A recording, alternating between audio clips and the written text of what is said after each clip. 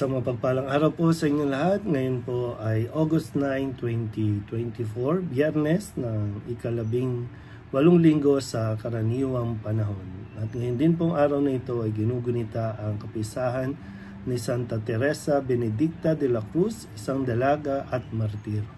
Ang ating pong unang pagbasa at pagninilay sa araw na ito ay hinango mula sa aklat ni Propeta Nahum, chapter 2 verses 1 to 3 and chapter 3 verses 1 to 3 and verses 6 to 7. Masdan mo't dumarating na ang maghahatid ng mabuting balita at magpapahayag ng kapayapaan. Ipagdiwang mo ang iyong mga pista, Huda, at tuparin ang iyong mga pangako, sapagkat hindi na muling darating sa iyo ang masama. Siya'y ganap ng naparam. Panunumbalikin ng Panginoon ang kadakilaan ni Jacob, gaya ng nararapat sa Israel, sapagkat inubaran sila ng mga lumusob at sinira ang kanilang mga ubasan. Kawawa ka, lungsod na mamamatay tao, bayang sinungaling at mangangamkam, walang katapat sa sama.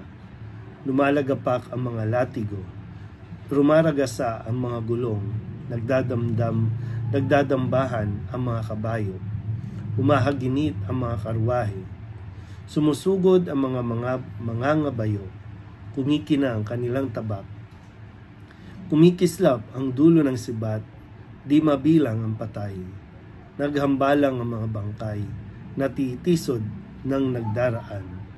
Tatabunan kita ng dumi, gagawing hamak, at iismiran. Lalayuan ka ng lahat na makakakita sa iyo.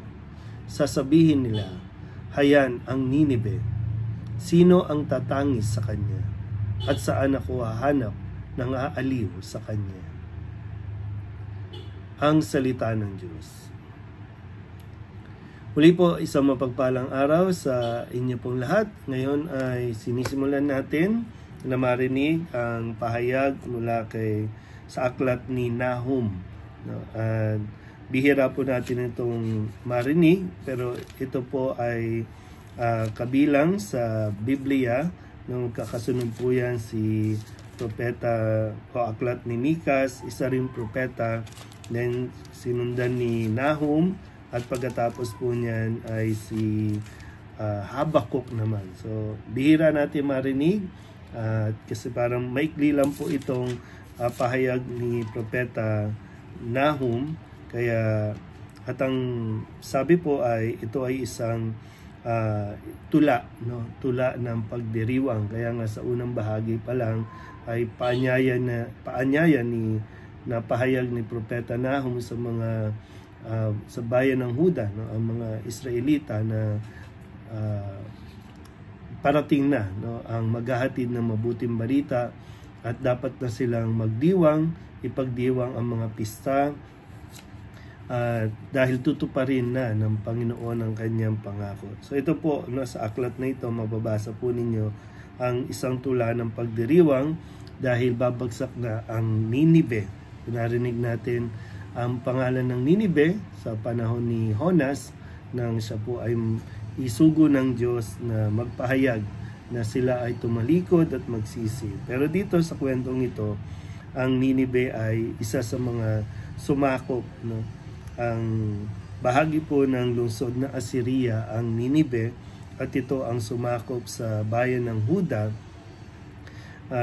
Matagal na nagpahirap sa Israel. Kumbaga sila yung kaaway ng Israel noong panahong iyon. Tinuturing, base sa mga sumulat, tinuturing na katuparan ng kahatulan ng Diyos sa isang malupit na mapagmataas sa bansa ang pagbagsak ng Ninibe. So ito po ay nangyari ng ika-7 siglo bago pa si Kristo, before Christ.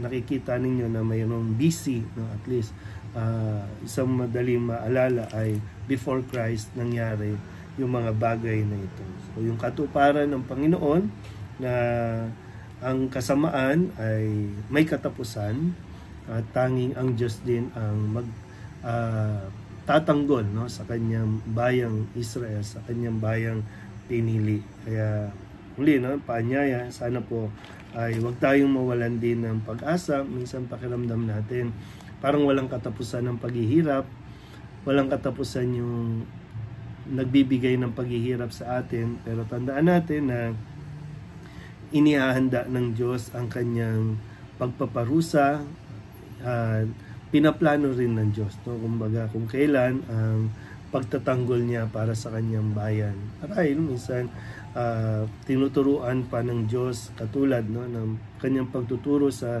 bayang Israel dahil nasa kanilang naging katigasan ng ulo. So ngayon maaaring masagot din na kaya hindi pa tayo nakakalagpas, no, sa mga paghihirap na ating nararanasan dahil meron pang itinuturo sa atin ng Diyos mula sa atin din mismo mga karanasan sa buhay.